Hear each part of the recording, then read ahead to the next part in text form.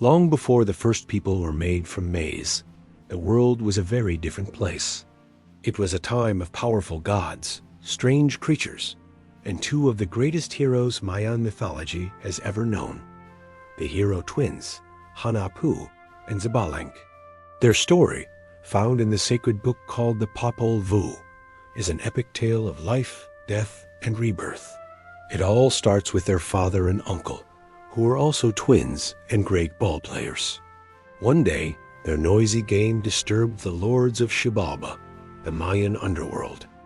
The lords of death, led by the sinister One Death and Seven Death, challenged the first set of twins to a ball game in their shadowy kingdom. It was a trap. The twins failed the deadly trials set by the lords and were sacrificed, their journey ending in tragedy. But the story doesn't end there. The head of one of the twins, Hunahpu, was placed in a barren tree. Miraculously, the tree grew fruit, and his head became one of the gourds. One day, a young goddess named Squick, the daughter of a Xibalban lord, came to see this wonder. As she reached for a gourd, Hunahpu's skull spat into her hand, and just like that, she became pregnant with the new hero twins, Hunahpu and Xbalanque. Banished from the underworld by her furious father, Squick sought out the mother of her children's father on the surface world. There, in a humble home, she gave birth to the boys who were destined for greatness. Hunahpu and Xbalanque grew up strong and clever, but their early life wasn't easy. They had to deal with their jealous older half-brothers, who constantly tormented them. But the twins were more than just strong. They were cunning. In one famous story, they tricked their half-brothers into climbing a tree to get birds they had shot. The twins then made the tree grow so tall their brothers couldn't get down.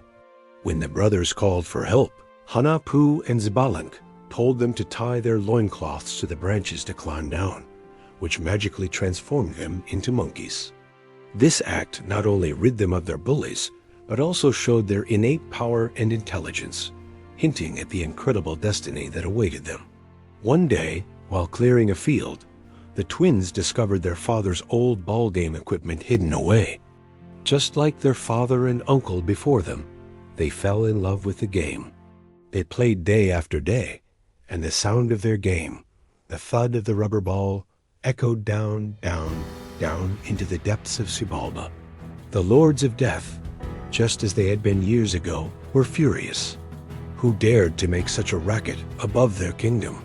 They sent a summons, a challenge for the new troublemakers to come down and face them in a ball game.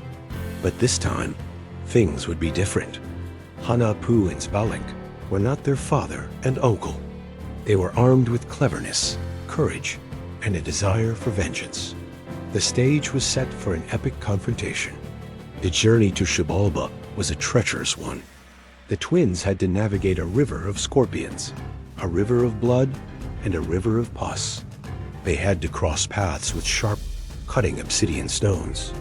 But they were smart. They used their blowguns to cross the rivers and outwitted every obstacle. When they finally arrived at the gates of the underworld, they faced their first test. The lords of death had placed wooden mannequins, dressed just like them, to trick visitors into greeting them first, which was a fatal sign of disrespect. The twins, however, weren't fooled. They sent a mosquito ahead to bite each of the figures. When the real lords yelped in pain, the mosquito reported back their names.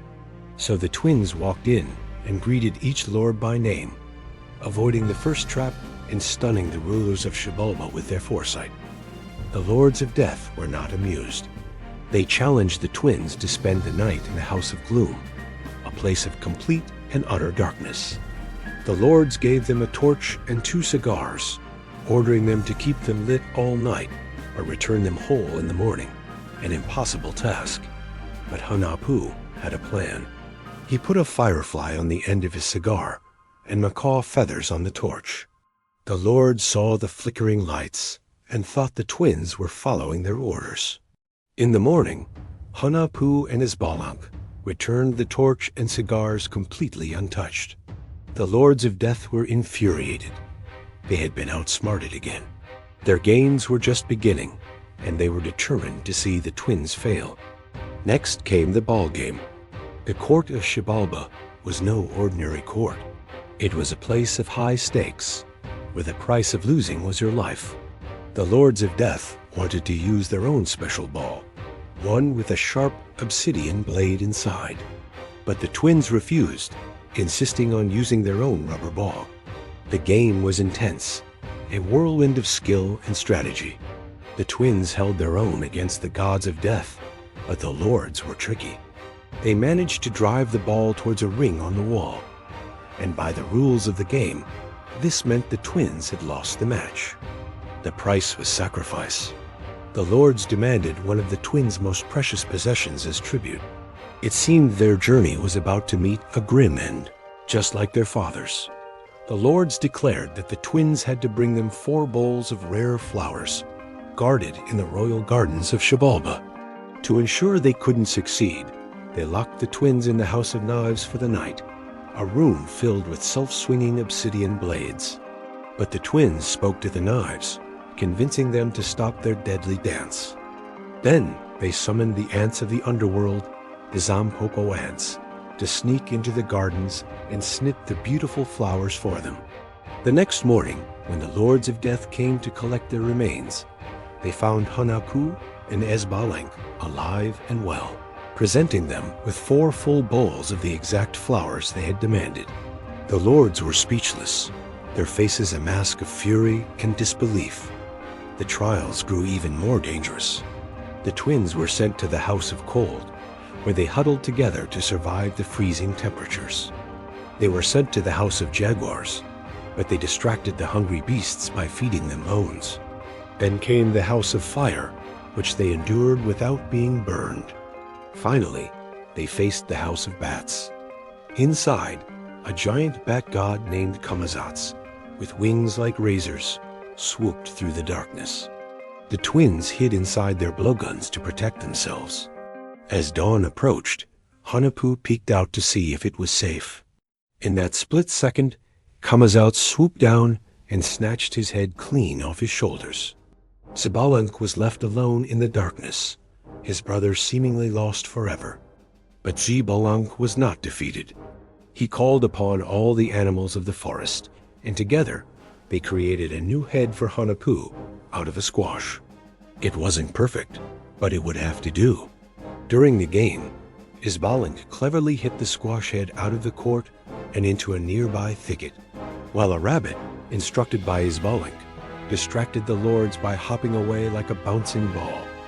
Xbalanque retrieved his brother's real head and reattached it. When the lords returned, the game resumed. The twins, now whole again, finally won the ball game, defeating the Lords of Death at their own game.